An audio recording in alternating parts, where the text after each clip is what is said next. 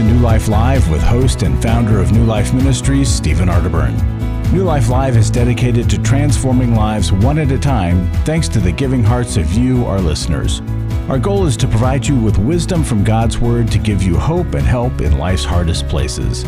If you have a question you'd like to ask today, our phone lines are open. Call 1-800-229-3000. That number again is 1-800-229-3000. Now here's Steve. Hi there. Welcome to New Life Live. Glad you're here with us. When I say us, I'm talking about Dr. Sheri Keffer and Chris Williams. Hi there. Hey. How's it going? Well, it's going all right for me. I hope it's going okay for a lot of other folks. And if it isn't, we've got a phone number you can call, and that's 1-800-NEW-LIFE, 1-800-NEWLIFE. Would love, absolutely love to help you. That's what we're here for, and we love it when people help us, and they help us help others.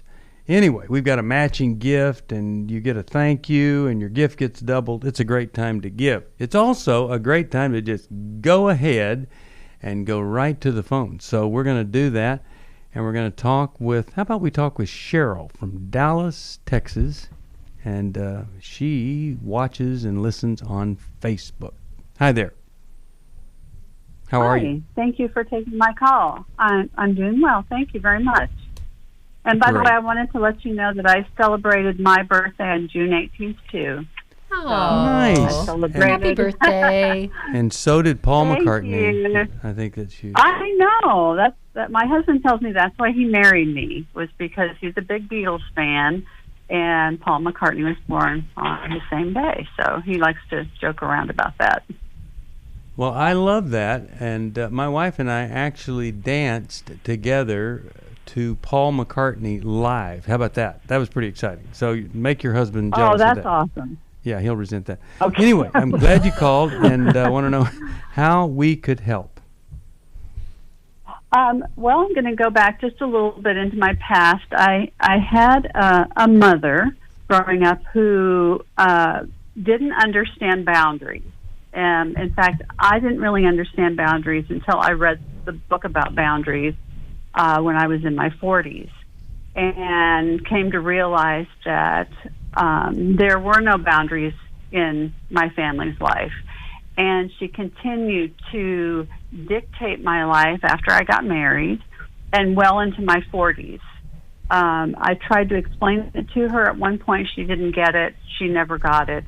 And so I know about unhealthy boundaries, and I'm learning about healthy boundaries. I have a son who is 42, and he was sexually molested when he was 11 in a friend's home by their son, and he is now 31 years later. Saw a documentary on Michael Jackson. It was a HBO documentary that Oprah Winfrey did with two of the boys that allegedly said that Michael Jackson molested them, and about the grooming that Michael Jackson did and all of that. Well, it brought back this huge issue for him. Coming back. He in the beginning was very angry and wanted to do something to punish his own abuser. Talked about going to the police and reporting it, talked about telling his mother about it, talked about going to his house and confronting him in person. And as time went on, the anger went away, or he buried that, but it's coming up again. And it just keeps coming up and going down and coming up and going down. And I'm not sure where the healthy boundary is as to how to help him with this. I'm telling him to go to counseling. He's not going. He does talk to me about it occasionally, but I don't want to get into that unhealthy, cross that unhealthy boundary and get too involved as his mother in what he does. Right. So I don't know. So my question is... Hold on. We'll give you help right after this. On Friday night, we got into an argument, and I stayed in the car outside for 2 hours. I knew what the right thing to do was to go. The New Life Intimacy and Marriage Workshop is coming to Washington, D.C. June 28th to the 30th. I know this stuff, but it's so hard to do. I hear it, I read it, and I'm always getting in my own way. I'm always expecting my wife to go first. Join Steve Arterburn. We believe that everybody has room to grow in the intimacy level of their life. And Milan and Kay Yurkovich. We help couples understand how their attachment style is sabotaging their current relationship. And then we teach them how to create comfort in a relationship. And New Life's group leaders will help you focus on the area that will benefit your marriage most. To register or to find out more, call 1-800-NEW-LIFE. That's 1-800-639-5433 or go to newlife.com. My biggest takeaway was to just get out of my way and go first. 1-800-NEWLIFE.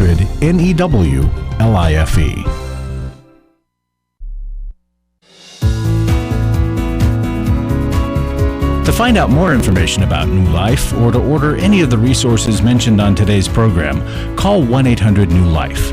Now back to New Life Live. We're back, and Cheryl's talking about her son.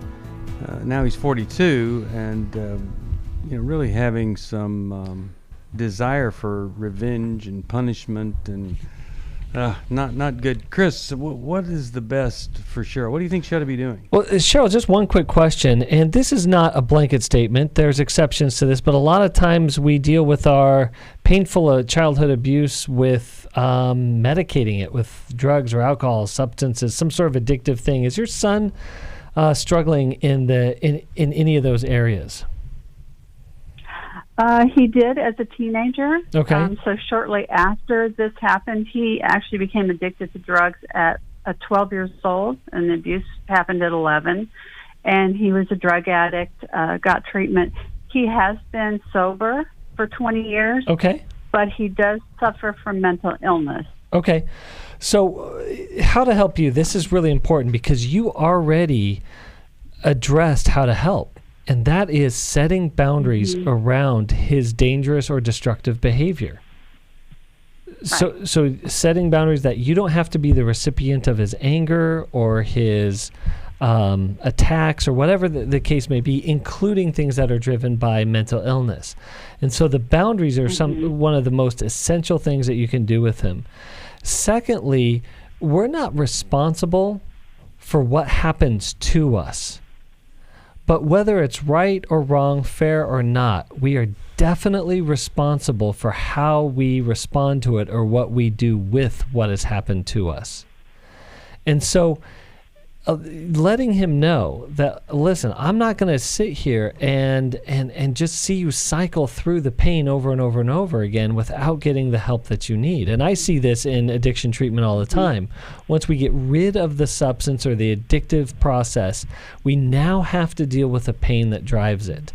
And now he needs to deal with the pain that drives it and really get into some specific trauma recovery and a therapist who specializes in that area. And you're in Dallas. There are some great ones out there.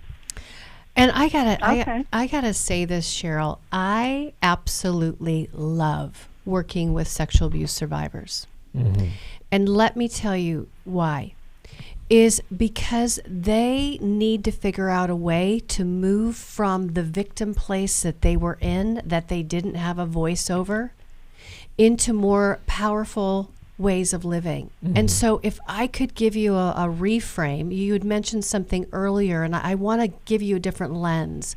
When you mentioned punishing the abuser, that's a certain way of looking at your son that has fear attached to it, that is almost making your son, it's vilifying him. Yes. Yeah. Instead of the abuser really hurt him. He's not punishing the abuser at all.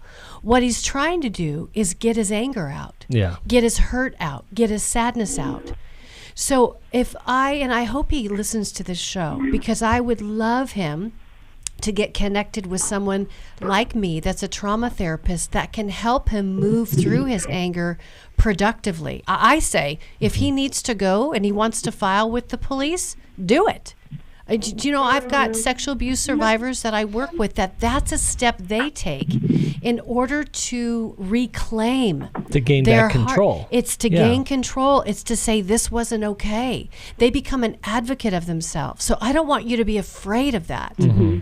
I want you to encourage him to actually meet with someone, and again, see if he'll at least listen to this, that could productively help him channel his anger in a way that he can find his dignity again. And he can put wrong and bad on something that was wrong and bad. Who knows? He might end up, if he reports it to the police, he might end up saving some other kids who might have been molested or could be molested. Right.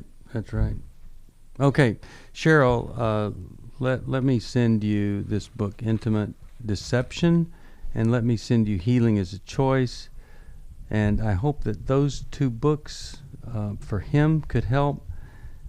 To me, someone who reaches points of being out of control, it is all about the proper medication and the connection with a powerful, competent Christian counselor.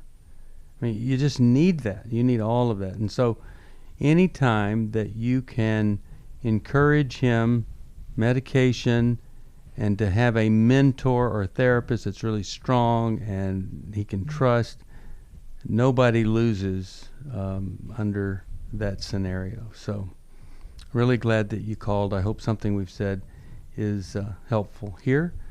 All right, let's go to David, Toronto, Canada, Sirius XM.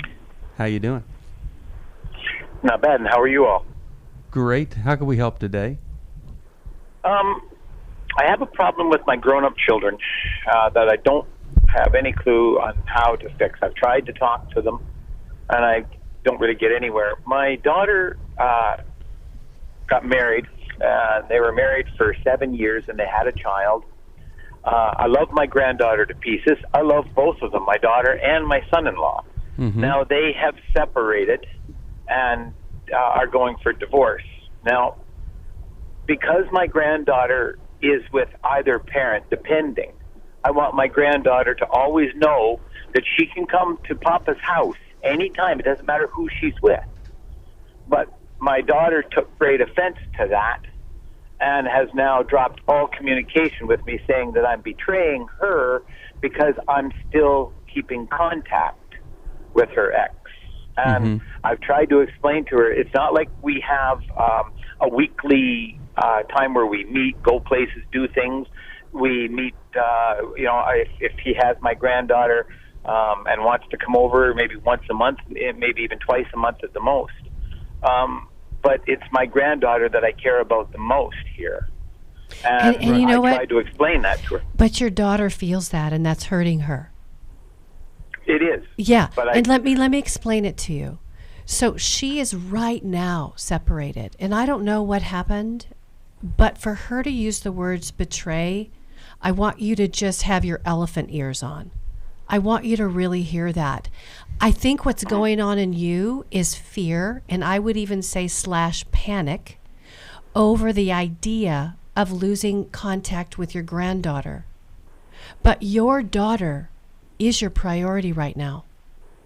She is going through probably one of the most difficult times she has ever been through. And so when you are more concerned about your granddaughter than her, you're missing her heart.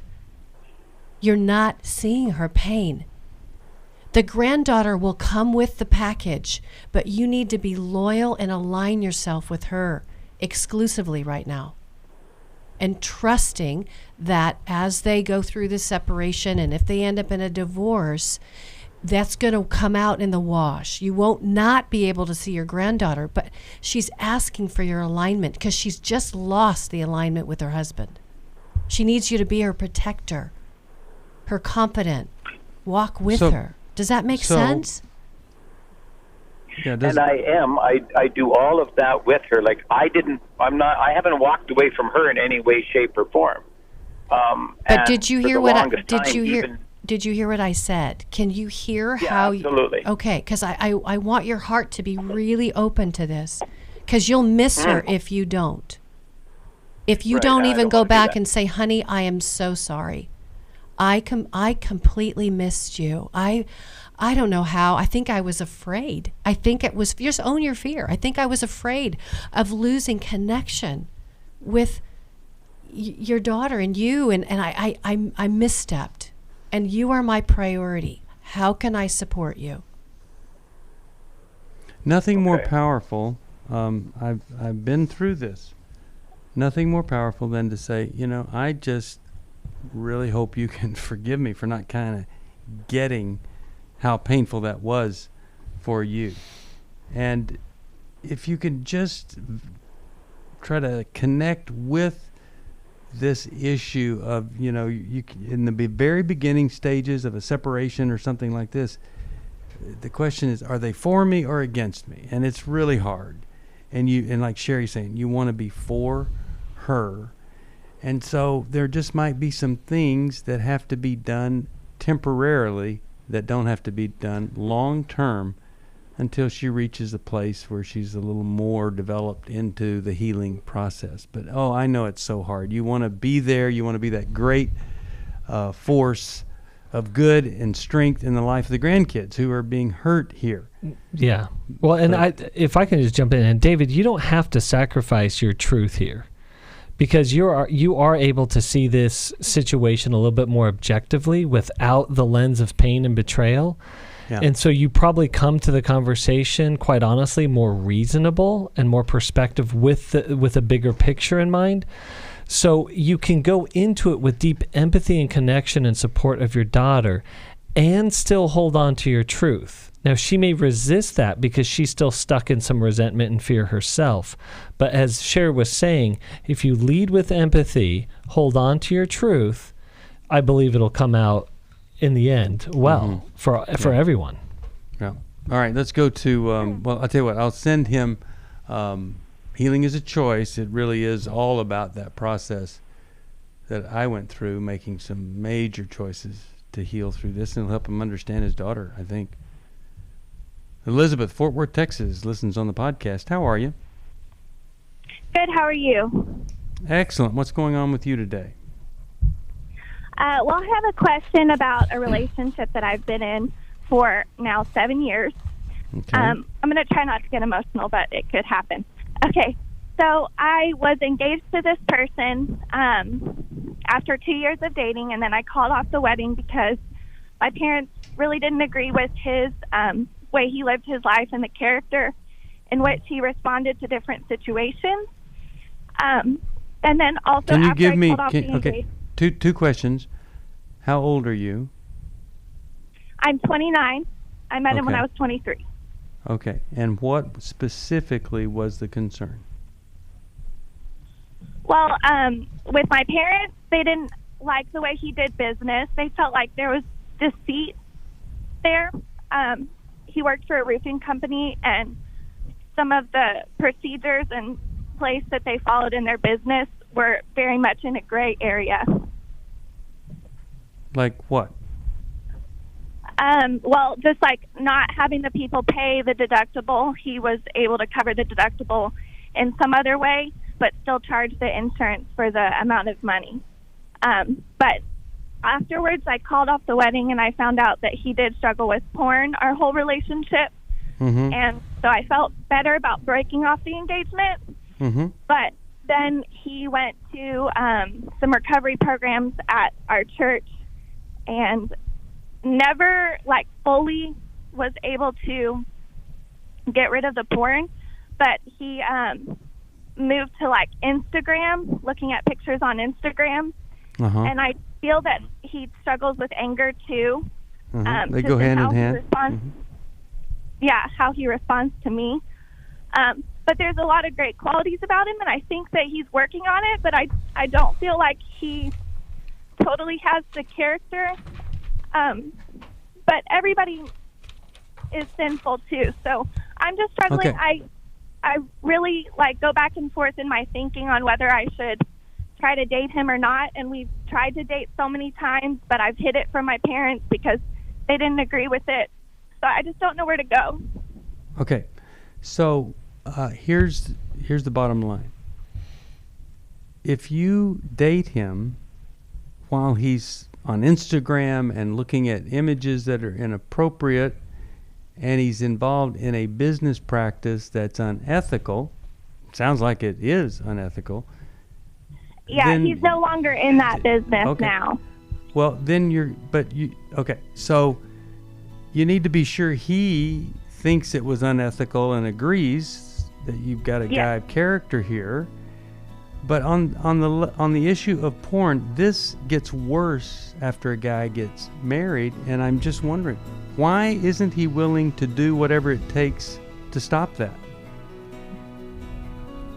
Well, he seems like he is willing to do whatever it takes, but he's gotten covenant eyes, and he's not looked at porn for about 5 months now.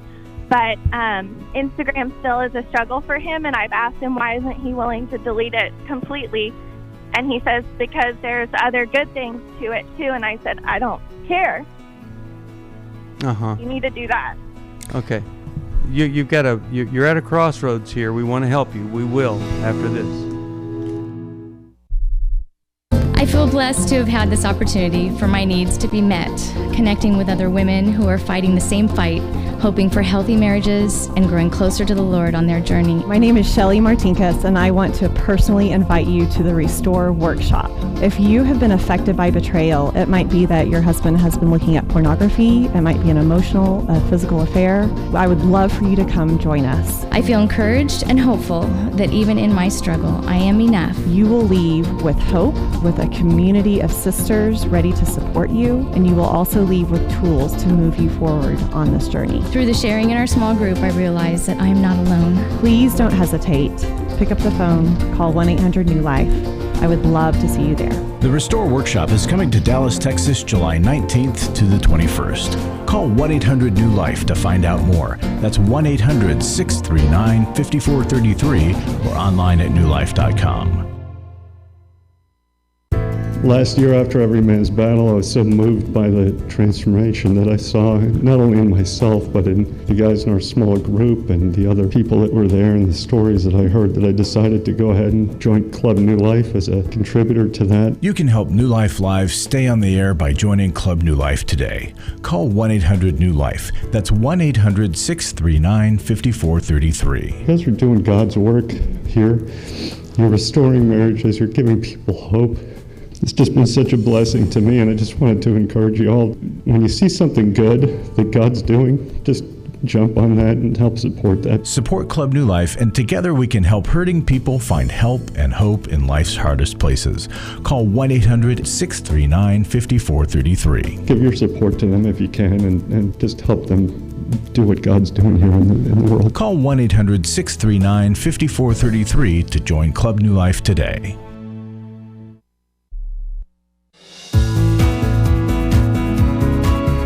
We'd love to hear from you. If you have a question or a comment, call toll-free 1-800-229-3000. Now back to New Life Live.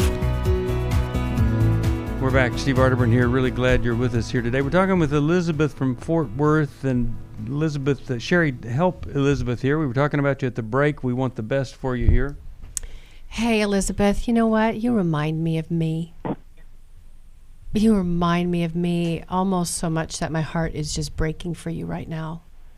Because I sat at a crossroad with the man that I loved. His name was Connor. And he also had some character issues and was looking at porn. Didn't stop. But you know what I thought? I thought it would go away. I think I really believed, I said the same thing you did when you said, well, we're not perfect. I said the same thing. And so what I did is I minimized what was going on. And this is, Chris brought this point up during the break because we were talking about you. We care about you. And you know what? Sometimes parents give too much of their opinion.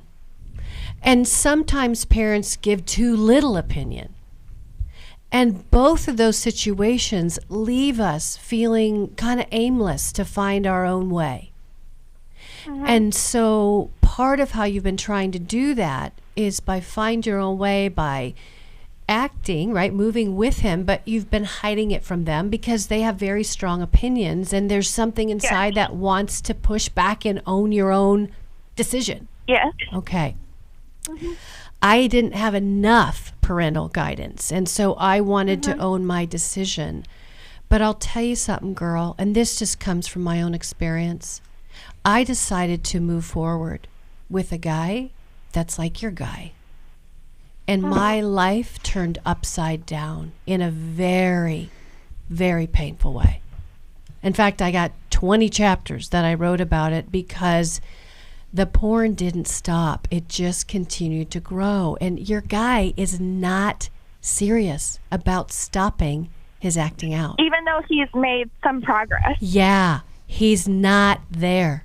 Some progress is not sobriety. Some people get into recovery, and recovery is going and listening to classes or being in a group or whatever he did. But sobriety is when is the last time you actually looked at something sexual. He doesn't have very many days because he's minimizing it. He's denying it. He's saying, well, there's other good things. That's an answer coming from somebody that's not serious about their celibacy and about their recovery. Yeah. And Elizabeth, so what's really going on here is you're idealizing him.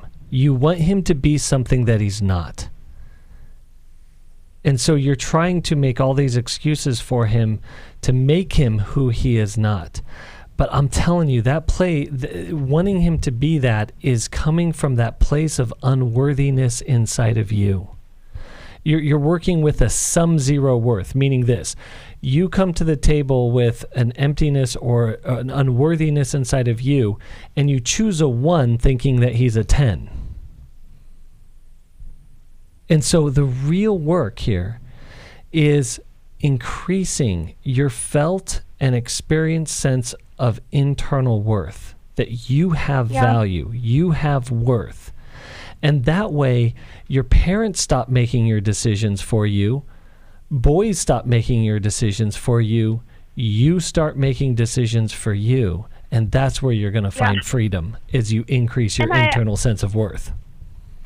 I feel like I haven't ever been able to move forward with him because I've had those doubts about him, that he wasn't responding to me in a absolute 100% willingness kind of way. Yeah, and well, that's right. And what I want to affirm, because your emotion, your sadness is going to be the loss, but the person you need to move forward with is not him. The person you need to move forward with is you. Why are you afraid? Yeah, and then I can't stay away either, though. Okay, because you're trying to rescue him. You're trying to save him, and it's not your job. You just have judgment from your parents. It's got some accuracy there, but you don't have support from other people to help you, people to spend time with and go to, so that you don't have to be with him.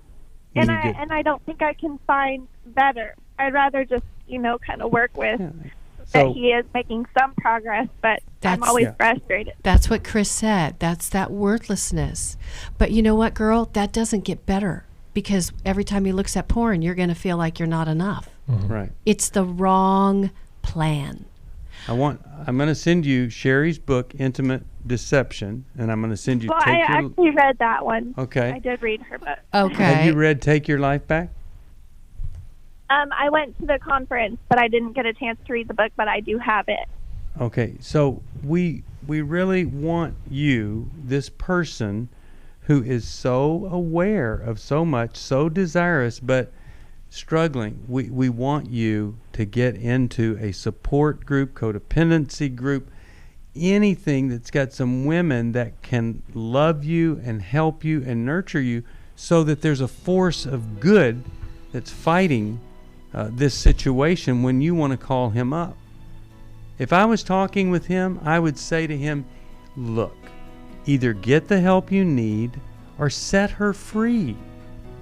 You're saying to her, you're kind of good enough for me, but not good enough for me to be clean and pure and free. That doesn't help. Yeah. All right? So we want you. Hold on. If ever somebody that calls could get help by seeing a counselor that has insight into sexual addiction and then also into an unhealthy dependency, an attraction, a desire out of a weakness or a deficiency. That's who we want to find for you. We'll be back after this. For most of my life, I've been dealing with an opiate addiction. Why is opioid addiction quickly becoming one of our nation's biggest killers? Maybe it's because it isn't only those who are addicted who are in denial. We did what I see so many parents do, is it can't be an addiction. There's something medically wrong. It's impossible to solve a problem when you don't know what you're up against, and families will try to find any explanation except the one that will put them on the right path. Alcoholism and drug addiction is a family disease. It doesn't affect just the individual. If someone you love is abusing painkillers, know what you're up against. It's time to admit it's addiction and seek treatment. Call us today at 1-800-NEW-LIFE. We have Christ-centered partner treatment centers around the country. Call 1-800-639-5433 or visit us online at newlife.com. We just made a decision. We will do whatever it takes. 1-800-NEW-LIFE. Hi, this is Steve Arterburn, and for 30 years, New Life has been the most trusted name in Christian counseling. I'm an addict, and I'm trying to get God in my life again. You seem to be able to get to the crux of a problem quickly. Our Christ-centered treatment programs can help you break free to embrace all that God has for you and your family. I just want to thank you guys for bringing me to a relationship with Jesus. There really is help for marital problems, depression, addictions, panic attacks, and feelings of hopelessness. I came back with so many tools to help me prepare myself to fight this struggle and this battle that I have every day. You can start living again today, living the life God intended for you. Help is available at 1-800-NEW-LIFE. They did care, and they did follow up very lovingly, and it made all the difference in my life. Call us at 1-800-NEW-LIFE. Someone who cares is waiting at the other end of the phone. God can open the door to a better tomorrow right now. Just call us at 1-800-NEW-LIFE. 1-800-639-5433.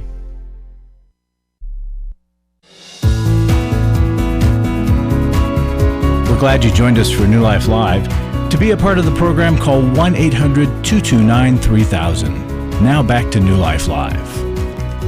We are back. You know, sometimes people call, we really feel for them, and I think a lot of times we feel so much for them because we've been where they are, and we've seen so many people hurt in that way, and I just hope we've made a difference here. Oh, I want the best for her. Sometimes I think when gals like Elizabeth haven't felt like they've been capable or like they really don't matter somehow in their family of origin, saving that guy, saving that man becomes how they matter. They're trying to save themselves by saving him, and they can walk down a very painful path and end up at a worse place than better. So anyway, we're going to be feeling that one for a little bit. We sure are. Let's talk with Larry Sonnenberg. He's in the studio right now. Larry, how you doing? Hi, Steve. Doing good, thanks. Inspire folks out there to support a ministry that's only interested in transforming lives out of the world and into the kingdom. Okay, well, I'm going to start with a little bit of a testimony, then I'll make the big appeal. Okay. Man went to Every Man's Battle, and he says, I came to Every Man's Battle carrying in nearly 30 years of sexual integrity issues. I mean, I just can't imagine that. 30 years. Yeah. And lies from the enemy. I'm walking out free to glorify God, free to serve others, and free to redeem the time ahead. There's a path to freedom and redemption. I'm not alone, and I can't do this by myself. The connections built here are life-changing. Wow. Does it get any better than that? No. And that's what every penny you give to New Life goes towards. When you're making a gift to New Life, you're giving so somebody who's been trapped and enslaved for 30 years can get out of it. You're for couples who have been struggling, since the day they were married, from people who've been anxious and angry and just have their own issues and family issues and relational issues. That's what this ministry does. It helps people. It helps them. We direct them to godly things. We see the Spirit do a work in them. They experience Romans 12:2. Where God's it's like 72 hours of changing his mind. I mean, and you were talking, Larry. I thought, can you imagine this world without EMB? Without radio programs. Can you Every Man's imagine Battle. without what we're doing and changing people's mind? I mean, just think about Elizabeth and her call. Oh, my goodness. Right here, she's right on the edge Yeah. of walking down a path, but here Yeah. we got a chance to try to reach in and change her mind about what she's doing. And this gentleman had Right. that same big aha. And if you are willing to support that, if you're willing to give towards that, this is a recorded program, and I don't have the exact figures. I'm hoping we're going to be close to 40% through our matching gift here at the end of June. So we have a ways to go, and we could use your help. We've got a lot of money that is on the table, and when you make a gift, that comes off the table into New Life's ability to use it and spend it to help people with everything that you hear from New Life. Yeah. And if you could make whatever size gift you give, it will be doubled. It's just that simple. Yeah. Just so, God bless you for thinking of it. Thank you, everybody who has been giving. Thank you, Club New Life people, for your ongoing gifts. And if you would consider a regular monthly gift, call and ask about Club New Life. The benefits, the thank you gift, it's amazing. We need your help, and we're just giving you our need and hoping you'll respond. All right. Thank you, Larry. 1-800-NEW-LIFE. Please call us. We need your help today. Mark, Traverse City, Michigan. How you doing? What's going on? Great. How y'all doing? Doing okay. Well, I've been listening to your show for about 7 years, so I figured, Steve, I have some back payments to give you because I need to join the club. Let's do it today. Come on board. Do it today. You get 8 books, 8 best books. So, yeah. That'll be good. I'm gonna do that because I sit here every day for the last, I'd say 7 years. I'm on lunch hour or my drive to and from work, and I feel the pain of so many others. I put myself in their shoes, and I also think, well, gee, come find me. Because I'm not one of those guys. But my question is, it'd probably take 12 weeks to get through all my issues. But I've been dating a young lady. When I say young, she's 55 and I'm 60. So we're seasoned. We live apart, 82 miles. So we have time to be apart and reflect and grow. When we're together, we do attend church. We read devotionals. I think we both have a lot of love and respect for each other and God. But there's something more so in her that pulls away once a month. And I'm going to talk to Mary Chris, so the lady side of it. I don't know where that comes from, other than her past, because we haven't been in her present long enough to cause, I think, those feelings. Yeah. Sometimes it's very subtle. I don't even know that I've said something that triggers a pull away, and it's not vulgar. I don't drink. I don't smoke. I'm not a porn guy. I'm probably too over accommodating in giving, which is good and bad. Okay.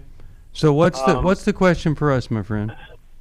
Well, I'm trying to figure out what makes a young lady pull back the reins when everything is going good, everything feels good, we're in love, but yet there's some insecurity on my end, because when she pulls away, I get insecure because I don't want the relationship to have a hiccup. But I'm trying to figure out what am I doing on from a female perspective. What does a guy do that makes them, feel like they're pulling back? If that even makes any sense. Yeah. All right. Well, let's ask Dr. Sheri Keffer if she can give us some help here, some insight. So I love your heart, Mark, because I think at some level you're wanting to be her kinsman redeemer. You're wanting to be someone that gives her a more redemptive experience of what it feels like to be with a man, right? That's what I'm hearing. I'm hearing you're a good guy with character. Sure. But you get triggered when she pulls away, and then you find yourself kind of reacting by pulling away and going to a safe place as well. If I could give you... go ahead. Well, I was going to say, I don't pull away so much. I've kind of pushed too much forward, maybe. Maybe a little smothering, which is not a good thing either. Okay, so, and sometimes pushing forward can look like trying to fix somebody. instead of just becoming a rabbi. You know, Jesus was amazing. He asked a bazillion questions. And so if you could become more of a rabbi with her and just share, ask her, what's going on for you? What's coming up for you? Well, and I have, Are and you, I have is there done that, Sheri. is there something you're afraid of? Is there something I might be doing that might be causing you to feel afraid? Do you know how many men fought for my heart, Mark? I had been so hurt and so jacked up in my experience. I even had one guy say, he was like you, good guy, trying to court my heart. He says, it's like you've got a python wrapped around you. And I used to, the closer I would get to men, I would literally feel the blood drain out of my body. I felt so scared because I didn't want to be hurt again. And so if you're noticing that, I would say there's some fear there that needs to come to the surface, but not need because you're pulling it out because you feel like you're doing something wrong. You're going to have to get over making a mistake. You're going to have to go tell yourself, this might get a little messy. It might be imperfect. And just own that with her. Say, I'm kind of clumsy. I'm imperfect at this, and I'm really trying to do my best to know your heart. But I see a pattern, and I want to be here to help and not hurt. What's your thoughts, Chris? When, go ahead, I'm sorry. Oh, I was just going to say, this is very common, Mark, is what we call a pursuer-withdrawer dynamic, is that she feels safety by withdrawing and you by disconnecting, and you feel safety by pursuing or connecting. And this creates a very painful cycle. And as Sheri was saying, it is driven by fear. And what is not happening, whether that be you don't have the language or you don't have the opportunity or the willingness, is talking about the fears. Now, in the midst of this, Mark, I started to hear that you actually do try to talk about these things, and it just doesn't seem like a place that she's willing to go. And I think she feels vindicated sometimes, possibly, or that being accused, and that's definitely not the tone I give. But I think as soon as I say that, she'll go, okay. She'll capitulate. Okay. Well, I think the scary but important thing for you is you need to keep advocating for your needs in the relationship, and whether she can respond to that or not. You know, your need to work through these issues so that you guys don't get stuck. And she might be feeling like when you press in, okay, like it's almost like an irritant, like there's some sand in her eye or something. And, because she's kind of like, okay, I hear you. But yeah, I believe that's true. Yeah, and that can happen when we feel like somebody's trying to fix us instead of somebody's just trying to listen to our heart and give space. That's good. For her to come forward. Amen. All right, we'll be back right after this. She said, we need to talk. She's asked me for the first time if I would consider myself a sex addict. I thought it was just about admitting the things that I had done wrong. I never had a clue that it was about redeeming our story. I thought it was just about coming clean on what I had done. I had no idea how to help her with her pain.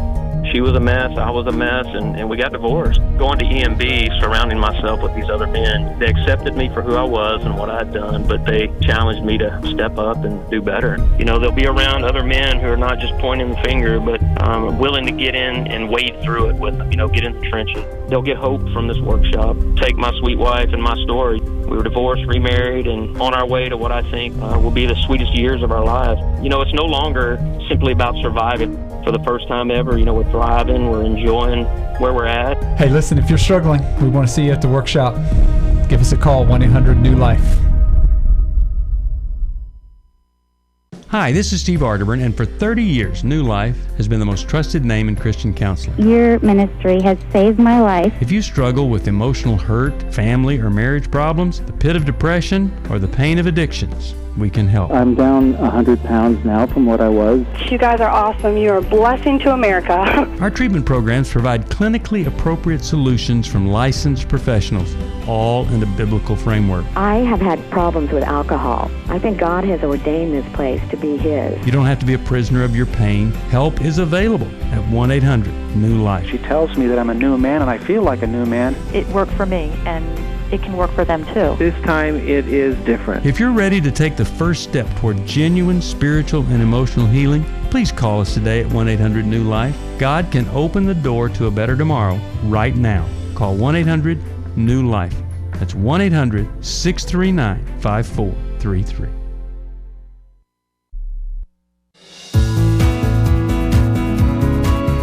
To find out more information about New Life or to order any of the resources mentioned on today's program, call 1-800-NEW-LIFE. Now back to New Life Live. We are back. Steve Arterburn here. Really glad you're with us here today, and I'm going to help whether he starts giving Club New Life or not. But I'm going to help with how we love, and I'm going to send the workbook. And I really believe if you could work through this workbook and do it with her, there'll be some insight, links, development, maturity that will happen there. I really believe that to be true. Now, final caller today. Wish I could have gotten to everybody. They just lined up. Shannon, Fort Worth, Texas, KWRD. Hey, Shannon, how are you? How could we help today? Hi. I have a question about being a Christian woman. I'm 52 years old. I'm single. I've never been married. I have a history of childhood sexual abuse and sexual assault in my 20s, but I've never been able to have a successful relationship with anybody. I got into therapy a couple years ago, which has been tremendously helpful, but I keep struggling with trying to embrace and value the sexual part of me, the sexuality part of me, instead of just hate it and want it to disappear. And I've gained a lot of weight, and almost as a way to not be vulnerable or attractive in any way. And I'm just struggling. Yeah. Okay, Sheri, help us here. What's the best Shannon, thing? so you're reminding me of a gal I was working with at one point that we called it her zoot suit. This the weight that she had gained as far as being a self-protection. Mm-hmm. So she didn't have to be vulnerable again. She didn't have to open herself up to sexual harm, because not only did you experience sexual abuse, you also had a sexually violating experience as a young adult, correct? Correct. And so there can be some beliefs inside that get wired in that sound something like this: I can't trust men. I'm not safe. I can't even trust my own judgment. I'm powerless. I'm helpless. And so sometimes with sexual abuse survivors, have you ever heard of the book The Sexual Healing Journey by Wendy Maltz? No, okay. I haven't heard of that one. I want you to get it.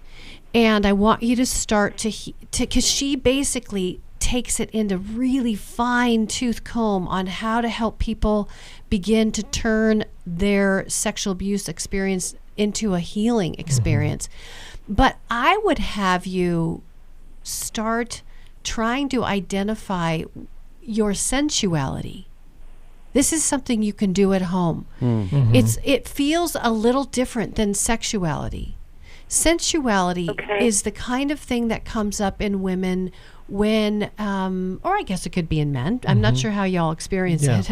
But I know for me, it's when I find a really pretty scarf and I love how it feels. Or when I'm walking by a fountain somewhere and I'll stick my finger in the water, or I'll drink a cool cup of iced tea, and I just love how that feels when it's going down. It's helping wake up your senses. Yeah. It's engaging your mind, your taste buds, your heart. I mean, your senses, which is touch, feel, sight, sound.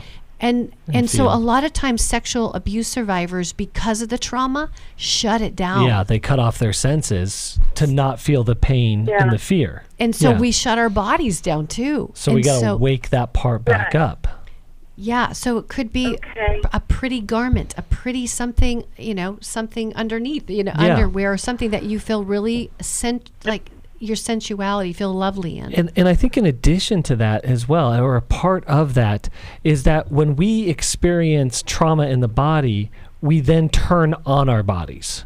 We take that shame and we apply it to parts of our body, whether that be the sexual parts of our body or just any part. Oh, you mean turn it on like you get mad at it? Yes. You get mad at your body. I'm mad at this. I'm mad at that. I'm mad at... You're so right, Chris. My body has betrayed me. Like we pour contempt on our body instead of loving our body for what it's been through. It's the crescendo of God's creation. And so what I also want you to do as you're waking up the senses is I want you to start a gratitude list for your body. Today your eyes see, your mouth tastes, your ears hear. And so taking in the goodness of the world around you happens through your body.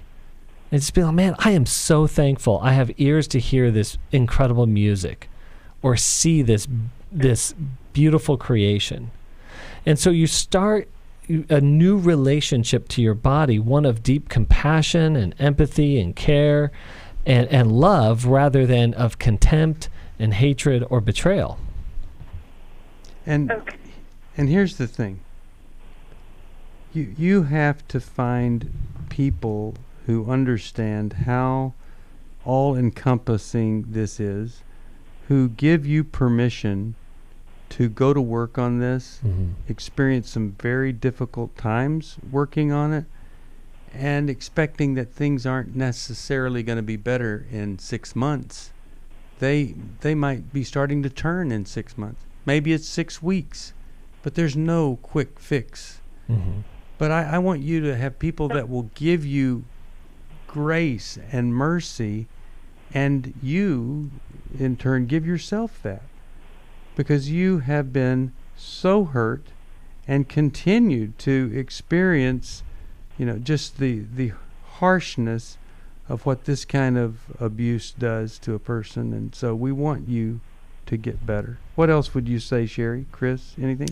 I would continue to work with your therapist, or maybe even patch in a trauma therapist that can do some works on these negative beliefs. I'm shameful. I would say 100% of the folks I've worked with who are sexual abuse survivors have that negative belief. It's a lie, but it's attached to them. I'm shameful. And so you want to turn that around to actually, I am honorable. I'm worthy. Somebody put their shame.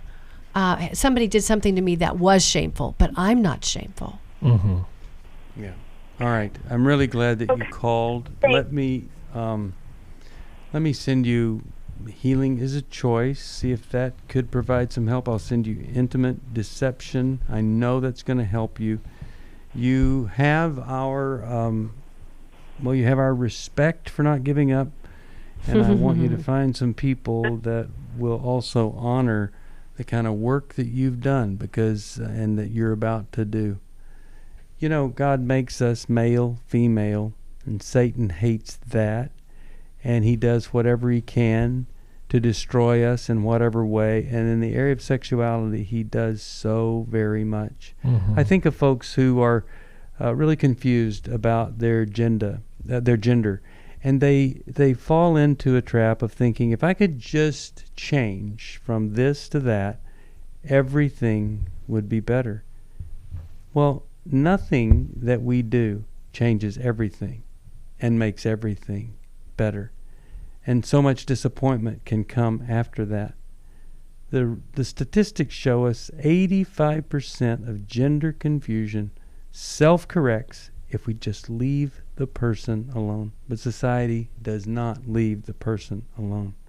We're not confused about what God says for us. We get in trouble. We can get out of it. There's transformation. There's healing. Doesn't mean that everybody's called to be in a happy little marriage with children running around the house. Not that at all.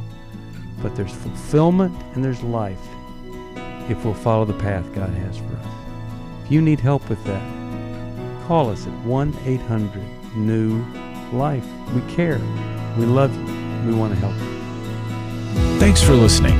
We hope this program has helped you by giving you insights for handling the challenges you face in your life.